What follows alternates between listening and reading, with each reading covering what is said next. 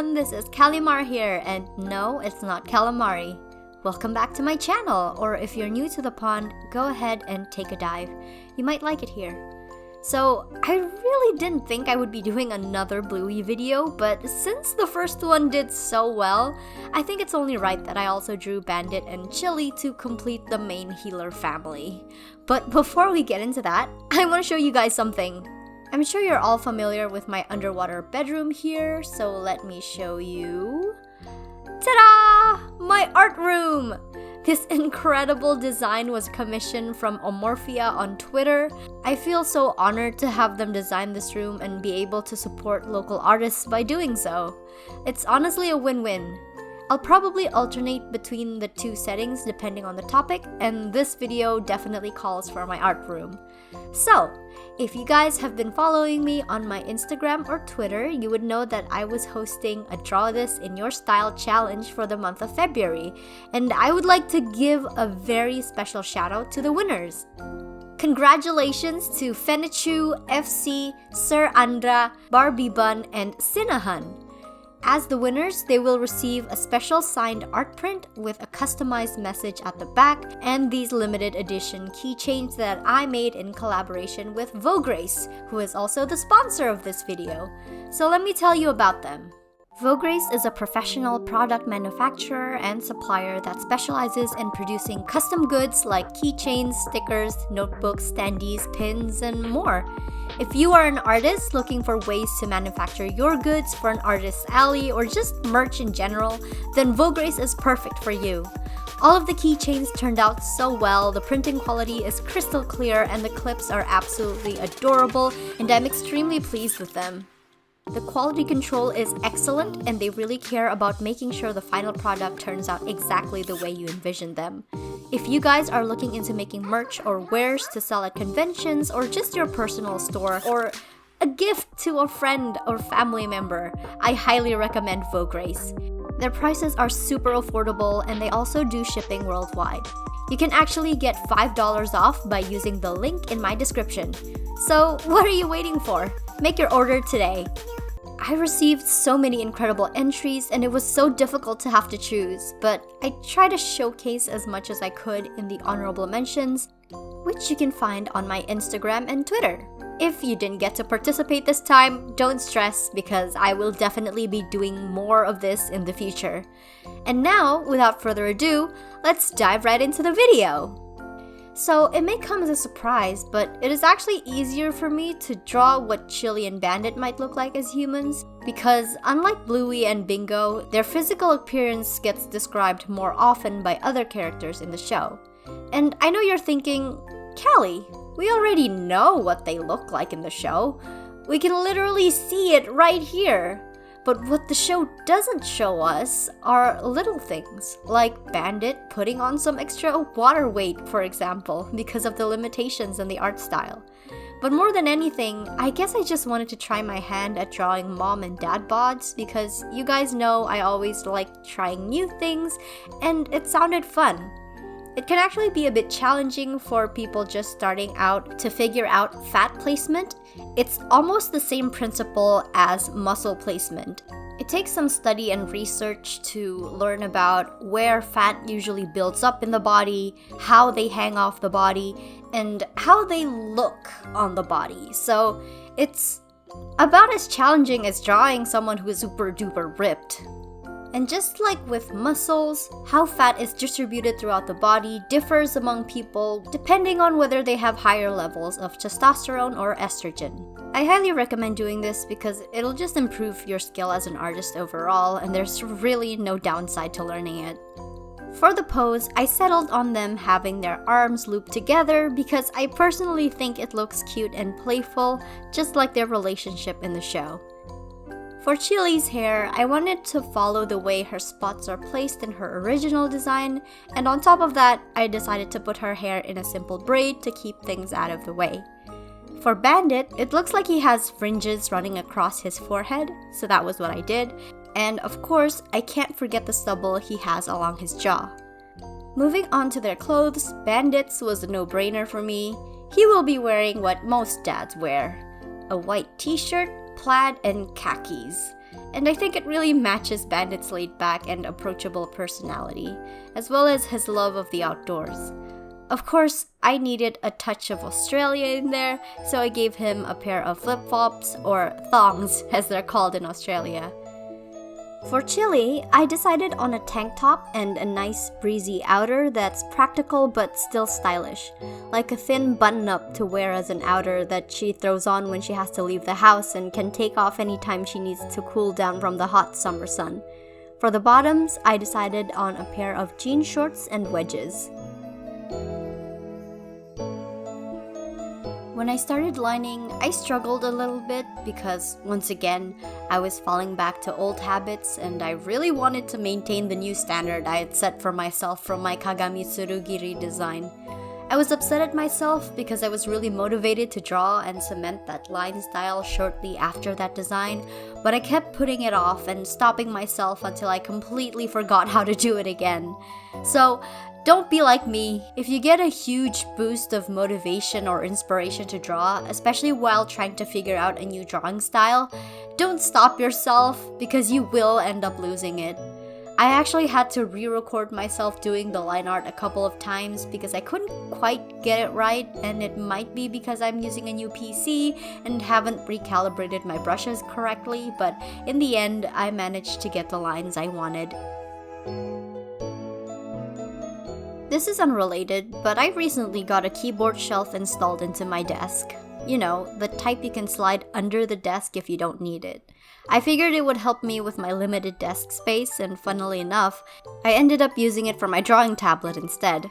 I feel like having the tablet closer worked a lot better for me, and I don't use the tablet as much as I use my keyboard throughout the day, so it made more sense for it to be put away in a compartment when I'm not using it while I have my keyboard and mouse on hand. Once I started coloring them in, I used the same technique as I did for Bluey and Bingo when it came to choosing their color palettes and skin tones. I basically eyedropped the colors directly from their character models, and for their skin tones, I shifted it to a more orangey peach hue without changing the brightness. I also find it funny how, when filling in their clothes based on their original color palettes, Chili, despite having a cool undertone, is dressed in mostly warm colors, whereas Bandit, who has a warm undertone, is dressed in mostly cool colors. I just realized that now, despite doing the same thing for Bluey and Bingo.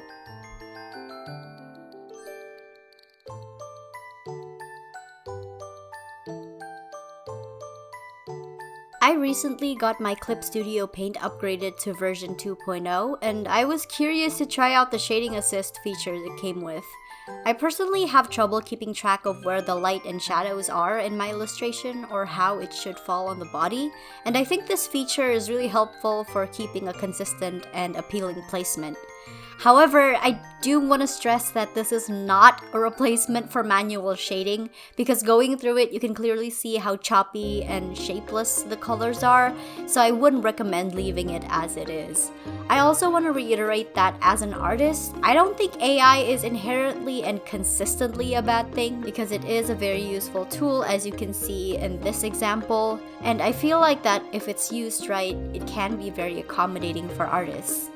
Just don't use it to steal from artists or put them out of a job.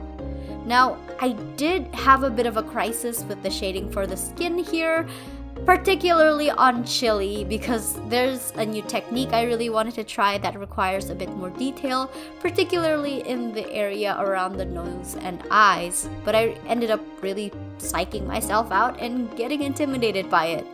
I think I managed it in the end, but it's definitely still very rough, and I think I can develop it further. I'm just not sure if this is the best piece to try it on because of the style I'm going for. It's just more simplistic than what I usually do as an homage to the show's original art style, so I might have to tone it down.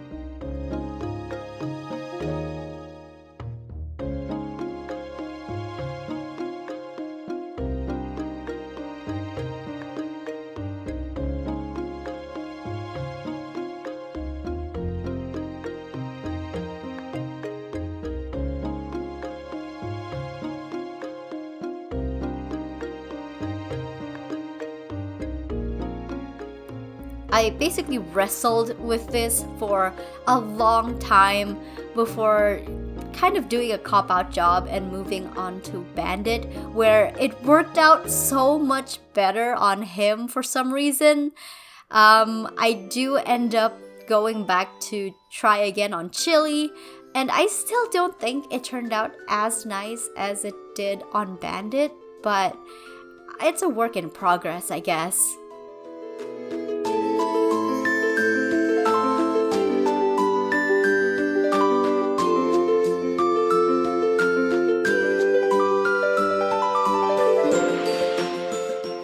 I also wanted to talk about how parenthood is portrayed in the show Bluey. Because as much as Bluey focuses on childhood, I think it also has an emphasis on parenthood. Now, surprising as it may be, the portrayal of Chili and Bandit as parents is actually quite a contentious topic among actual parents. I've seen people talking about how it sets an unrealistic standard for parents and is far too idealistic a portrayal of parenthood. And funnily enough, I can kind of see where they're coming from despite not being a parent myself. Because the Healer family does live a very peaceful, idyllic life where, to be frank, things turn out right in the end and every crisis is handled with a cool head and patience. The fact that the parents are able to be very engaged with their kids, playing all these games and supporting their creativity is not something most parents in real life can do. And I'm sure it's not because they don't want to, but simply because they don't have the luxury of time or energy after maybe working the entire day and making sure everything in the house is running well. Parents in real life don't have the time to just drop whatever they're doing to set up an elaborate game of play pretend, nor the energy to keep up with their kids. Which, to be fair, the show does occasionally touch on, but I imagine seeing how well Bandit and Chili are managing their household and interacting with their kids must bring up a lot of guilt and shame in any parents watching, because they feel like they should be running things the way Bandit and Chili are. And perhaps not being like them makes them feel like a failure as parents. And to be fair, that's not a bad thing to want to aspire to either. I think part of the reason that millennials and Gen Z enjoy Bluey despite not being the target audience is that it fulfills this fantasy of how we wished our childhood went, how we wanted to have been treated by our parents. It's kind of like how we would make original characters that are super powerful and special and popular as wish fulfillment. It's not realistic, but it is fun to indulge in, and I think in our generation at least, we are aware that this is not a lifestyle that we could have had in real life. But that doesn't mean we don't like seeing it, and that's why it's so healing for so many of us. But I can't imagine it must be nice when you actually are expected to fulfill that standard, because it's probably impossible for a lot of people. And if you've seen the episode Baby Race, the show probably knows this too. For those of you who haven't seen it yet, Baby Race is about how parents are constantly comparing themselves to other parents and feeling like a failure when they aren't meeting the standards or achievements that other parents have. And the takeaway message of that episode was that it's okay. You can't realize how well you're doing if you keep comparing yourself to other people. And I think that's a great message that can be applied to anything, not just parenting. Of course, this isn't an excuse for you to then be a shit parent, because I have seen tons of people who really don't deserve kids. Because at the end of the day, you still have to try very hard. Parenthood is the most difficult and life-consuming thing you will ever go through, especially if you're a woman, because at that point, literally everything you do will be for your kids. The important thing to remember is that it is an option. It is something you decide to do. So if you do have kids someday, remember that you chose to bring those kids into this world. Unless you're living in America, at which point, if you were essayed or anything horrible like that, you're forced to have to bring them into the world.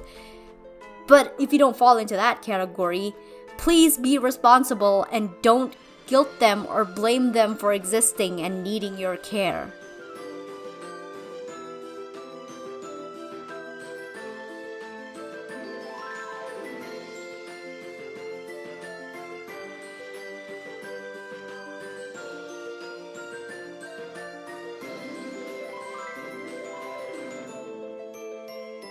But anyway, that's it from me. If you made it this far, please let me know what you thought of my take on Bandit and Chili as humans, and tell me your favorite episode from Bluey.